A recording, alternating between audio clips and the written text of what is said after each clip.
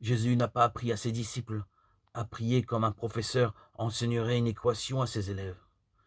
Face à la prière Notre Père qui est aux cieux, nul ne peut rester extérieur comme devant une formule mathématique. Au contraire, c'est toute notre vie qui bascule dans l'intimité de Dieu, ouverte sans mesure pour accueillir aux merveilles les hommes, ses créatures. En effet, à nous qui ne savons pas prier comme il faut, le ressuscité a donné son propre esprit en qui nous crions Abba, Abba, Père, Romains 8, 15. Dans le Notre Père que Jésus a institué, il nous a laissé en héritage sa propre prière, c'est-à-dire sa relation éternelle avec le Père dans la communion de l'Esprit.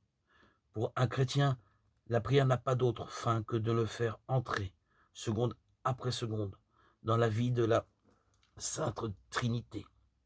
Ce mystère qui nous semble si obscur et lointain, alors qu'il est la trame de toute la réalité.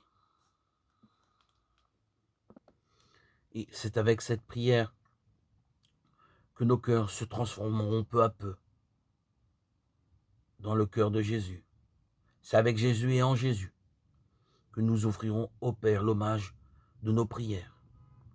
Plus que toute autre prière, Abba Père nous fera participer à cette vie secrète du Père et du Fils, à leur regard éternel en unité de l'Esprit. Abba Père est la réponse incessante à toi, mon enfant chéri, que le Père leur dit en l'unique Fils de toute éternité.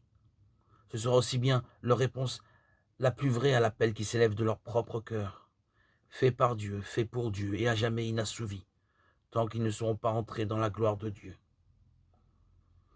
Tout nous a été donné dans la prière du Notre Père que Jésus nous a enseigné.